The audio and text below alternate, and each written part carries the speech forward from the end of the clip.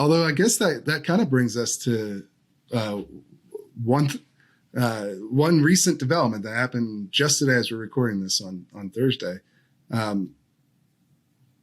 California Governor Newsom has now announced a initiative to amend the Constitution, the 28th Amendment, to partially repeal the Second Amendment effectively. He wants to institute 4 policies, a total ban on guns for anyone under 21, mandatory waiting periods of some length. He doesn't specify that in the announcement video. Universal background checks, and then a so-called assault weapons ban, so like AR-15s, AK-47s, firearms of that nature, presumably, although again doesn't explicitly define what he means. This is an odd thing to do as a random act as governor of California, right? And it sort of seems to imply that perhaps there's a national component to this. I mean, a constitutional amendment is a national campaign. That is not something you do from inside of California. And that video features Ron DeSantis and features Greg Abbott, the governor of Texas and stuff. Yeah. The group is called Campaign for Democracy, and totally not a presidential campaign. Wink, wink. You know, you almost envision Gavin Newsom having this big red button. And that if, God forbid, Joe Biden falls down the stairs of Air Force One and has a concussion and he's completely incapable, he's like the backup quarterback warming up on the sidelines. He is totally ready. Like, I'm not saying I want to be the nominee, Democrats, but if, God forbid, you need somebody to step in, I'm here. Oh, who's that? Kamala Harris? I've never heard of her. You know, actually, I guess that's my big question. Is because it's hard to look at this. One, I guess, to just address the practical thing, because this is a stunt. Like, let's just be totally frank about it. There's zero chance that this has of even getting proposed, because you need 2/3 of states to propose something like this, which is not going to happen. I mean, the assault weapons ban by itself, 10 states have that, which is not, if my math is right, that doesn't equal 2/3 of the states. So even the other policies that probably they would need another 23 or 24 states. They got a long ways to go. Yeah. Almost half. It's not even close. And that's just to propose it. You need 3/5 to ratify it. So there's literally no chance this has of going anywhere, especially in our modern era of extremely polarized, politics, where I couldn't see any red state voting to even, but it's just not a possibility. So that's, just to get the practical discussion of it out of the way. This is a purely political thing. Yeah. And is it to set up a fallback campaign, a shadow campaign? Like, okay, Biden's not going to be able to go.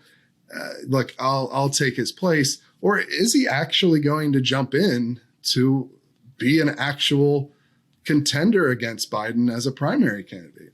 Well, for what it's worth, shortly after the midterms, Gavin Newsom called up Biden and said he was not interested in running for president in 2024, which I think takes it off the table, Stephen, because as we all know, Gavin Newsom wouldn't lie. It would be so unlike him. No politician has ever misled about their intentions for running for higher office. This guy banged his top staffers' wives. Okay, you can trust him about as far as you can throw. But I assume he's looking at this. But I think he's also reading the tea leaves. And there are two things that are obviously true and that you cannot say if you're a Democrat. One is Joe Biden is 80 years old. He will turn 82 shortly after Election Day 2024, which would mean he would be 86 if he served two full terms. He's not serving a full two terms. It's like really hard to see based on his condition now how he's going to be 5.5 years from now, right? And the second thing is we know that there are almost no Democrats who have faith that Kamala Harris, if she were on top of the ticket, would beat either Donald Trump or Ron DeSantis. The way we know this is not is that we haven't seen a single major Democratic official or liberal columnist come out and say, Biden should announce he's serving one term and Kamala Harris should be the Democratic nominee. If they believe she could win, they would be saying that. They aren't saying that. That is an indicator that they don't think she can win. Democrats have decided their best bet is to push all their chips onto the 80-year-old Joe Biden and hope for the best. I think Gavin Newsom looks at that, can see the absurdity of that for all of it, and he can say, all right, I'm a much better candidate. I have a huge fundraising network. I'm younger. I'm more energetic. I've done more for progressives. I don't babble the way Kamala Harris does. Although I will observe, I think it was Jeff Blahar, my colleague at National Review, who observed, Gavin Newsom looks like a villain from RoboCop. He's slicked back hair. You just know he is planning to take over. He's got control, and he will crush you and RoboCop once and for all. He just gives off this, 80s corporate villain vibes.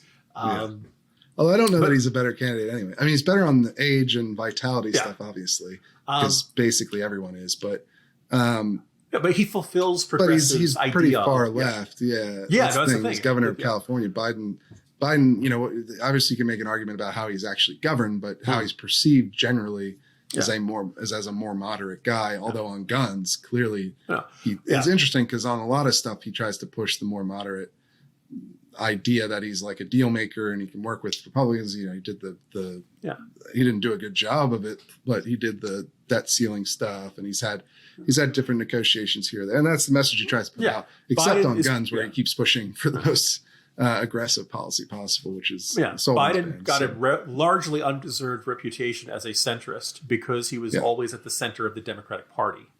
That's where he was really the centrist between whoever was most rightward within the party and whoever was most leftward in the party, and he wanted to slap backs and everybody to get along. He was never in the center of the actual full ideological spectrum of the country. Sure, but that still puts him in a better spot than Newsom, I would think. Probably, but I think Newsom. I think a lot of people. Although on guns, I mean, they're both pretty close. I guess the differentiator is now that Newsom is saying he wants to amend the Constitution. Yeah.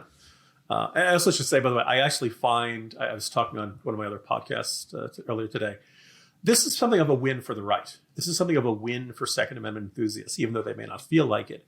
Because Gavin Newsom is acknowledging, A, the Constitution exists, B, the Second Amendment exists, and C, the Second Amendment, as it is currently interpreted by the Constitution, is not compatible with 4 of his favorite gun control proposals. And that the only way he can get what he wants is by amending the Constitution.